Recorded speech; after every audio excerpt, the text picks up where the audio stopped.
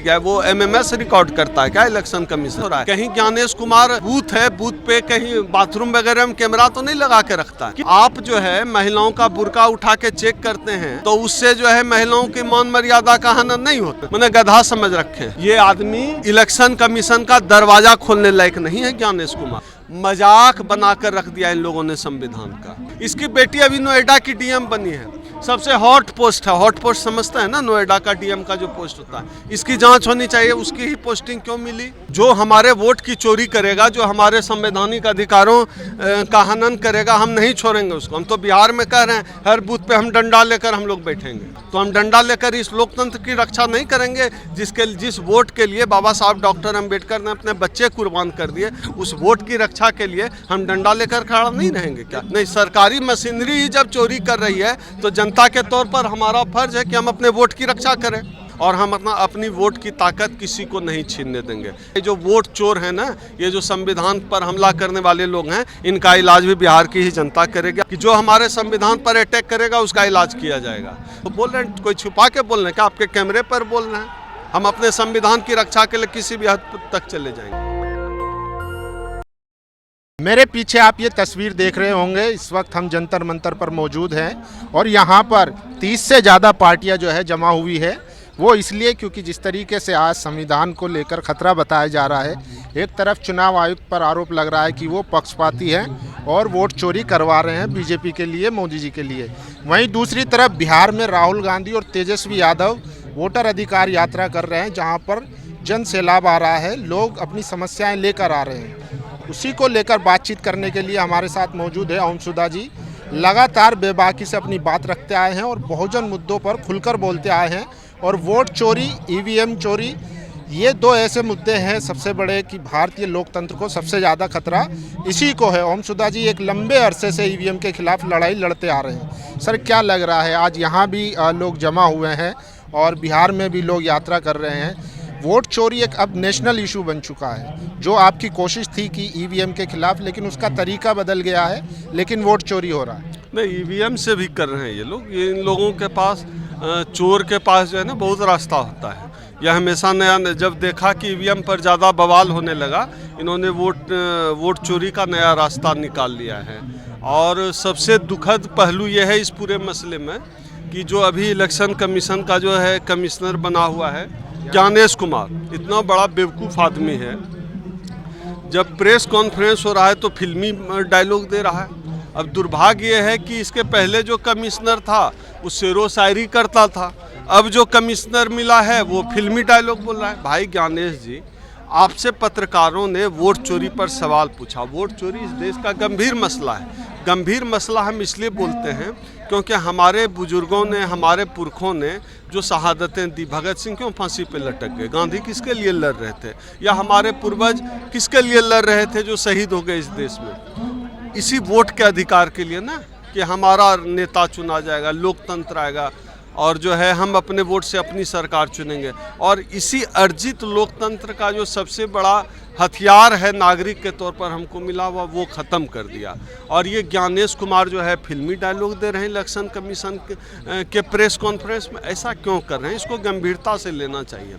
दूसरा ये है कि ज्ञानेश कुमार को अगर राजनीति ही करनी है तो भारतीय जनता पार्टी से चुनाव लड़ लेना।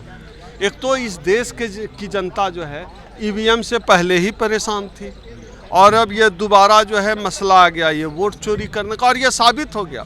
और आप छोड़िए, मैं राहुल गांधी की बात ही नहीं मान रहा हूँ। मैं राहुल गांधी की बात नहीं मान रहा हूँ। मैं अनुराग ठाकुर को मानता हूँ, जो इस 3 बार के सांसद रहे हैं, कैबिनेट मिनिस्टर रहे।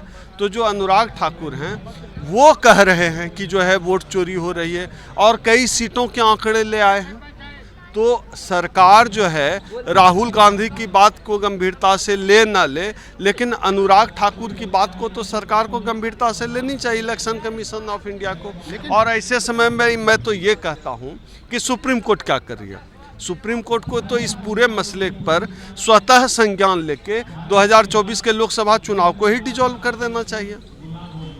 पूरे इलेक्शन कमीशन के पूरे जो चपरासी से लेकर जो कमिश्नर तक का अधिकारी है सबको जो है सस्पेंड कर देना चाहिए। और सुप्रीम कोर्ट अपने निगरानी में जो है एक बॉडी बनाए जो देश में फिर से जो है बैलेट पेपर से चुनाव कराएं। एक तो ईवीएम संदिग्ध, ऊपर से जो है वोट चोरी शुरू। मतलब आप देखिए कल जो है उसका ट्वीट आया है डोनाल्ड ट्रंप का, अमेरिका के राष्ट्रपति का, कि जो ईवीएम से चुनाव नहीं होना चाहिए, वो गलत रिजल्ट देता है। हम लोगों ने हरियाणा में भी देख लिया ना, हरियाणा में क्या हुआ, सरपंच का चुनाव हुआ, ईवीएम से कोई जीत गया, बाद में सुप्रीम कोर्ट में रिकाउंट हुआ तो फिर जीता हुआ प्रत्याशी हार गया, हारा हुआ जीत गया।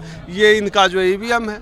लेकिन जो लोग नाले के गैस से चाय बनाने की टेक्नोलॉजी वाले हैं, जो कहते हैं कि बादल रहे तो रडार जो है नहीं पकड़ पाता है मिसाइल को, इस टेक्नोलॉजी वाले लोग जो है ईवीएम को जो है नहीं मानते हैं कि हैक हो सकता है। भाई दुनिया का सबसे बड़ा टेक्नोक्रेट है एलन मस्क, वो कहता है कि ईवीएम हैक हो सकता है, और आप कहते हैं कि नाले की गैस से चाय बन सकती है, बस ईवीएम हैक नहीं हो सकती है।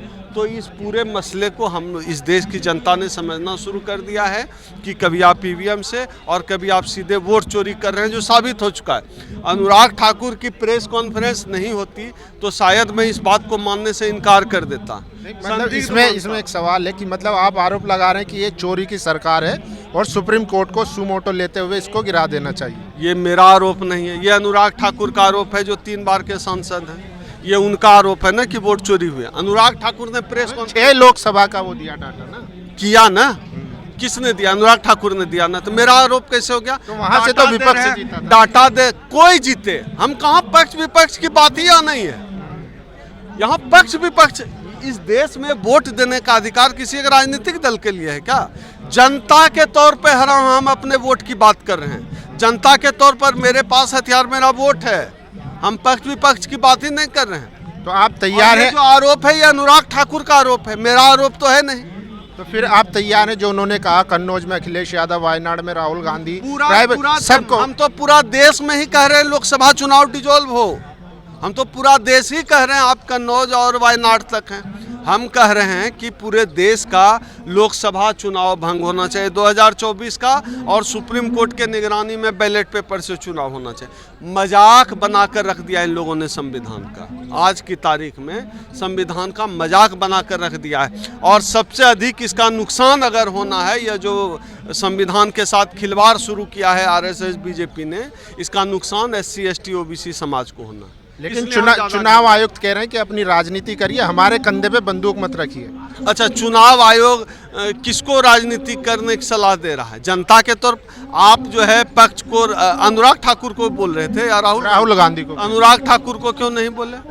और अनुराग ठाकुर और राहुल गांधी जो है, राहुल गांधी वीडियो फुटेज मांग रहे हैं ना। राहुल गांधी और अनुराग ठाकुर पॉलिटिशियन है, तो राजनीति नहीं करेगा तो पान दुकान चलाएगा? उनका काम ही है राजनीति करना, तो राजनीति करेगा ना भाई। हम सोशल एक्टिविस्ट हैं, SC ST OBC minority community का आवाज़ उठाते हैं, हमारा काम है समाज की आवाज़ उठाना। हम पान दुकान खोल कर बैठ जाएंगे?